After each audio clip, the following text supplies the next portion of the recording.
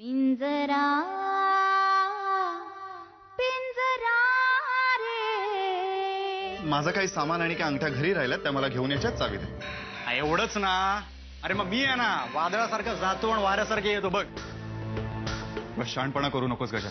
चावी दे म्हटल्यावर चावी दे. अरे पण का या वाड्यातून बाहेर पडण्याची परवानगी नाहीये तुला. तात्यांना कळलं तर जीव घेतील ते माझा. गजा चावी दे.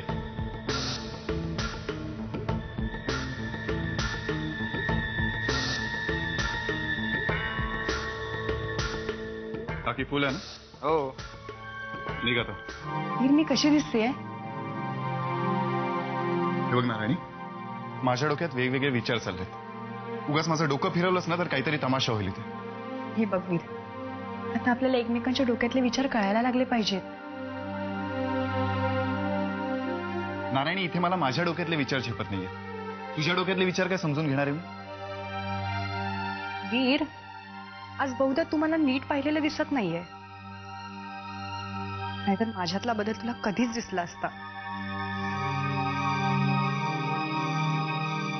नारायणी, माणूस कपड्यांमुळे नाही, त्याच्या वागणुकीमुळे ओळखला जातो.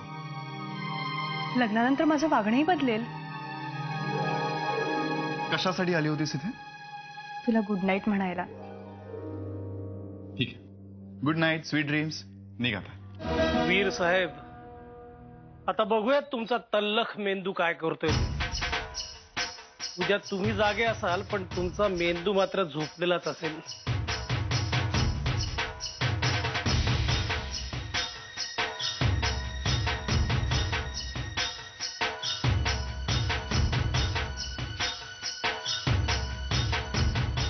जय हो. अरे हा चमचा इथं कसं काय आला?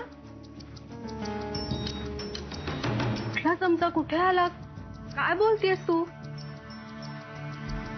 शालिनी काकू, मला ना चांगलं आठवतंय, आपण जेव्हा बाहेर गेलो होतो ना तेव्हा हा चमचा मी इथे या बशीवर ठेवला होता. तो इथे.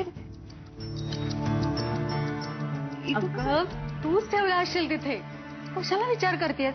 ते दूध आधी घेऊन वीरला नेऊन दे. जा बघू. थोड्या वेळापूर्वी ललिता वहिनींचा निरोप आला होता की त्या दुधाचं काय झालं. जा.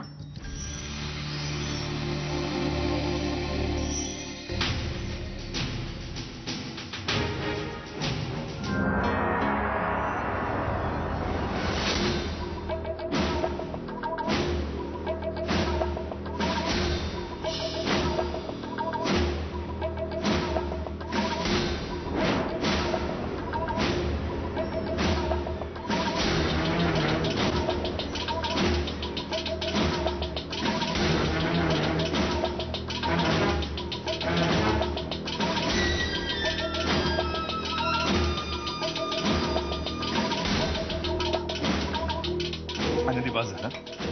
झालं समाधान. आता बघू या दुधाने उद्या अशी किती ताकद येते मला.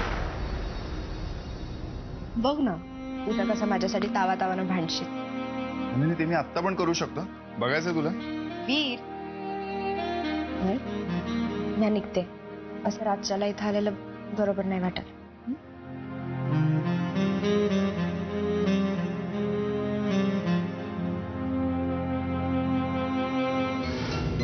सगळे मला दगा देणार आहेत हे नक्की.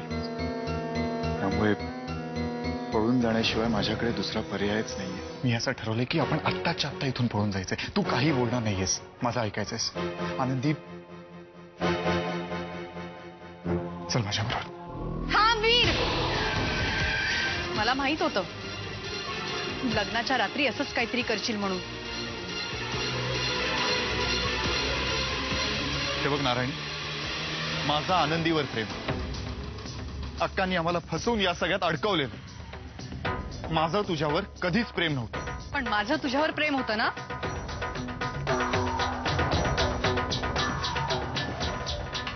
आणि जर माझं प्रेम मला मिळणार नसेल ना तर ते प्रेम मी दुसरं कोणालाही मिळू देणार नाही.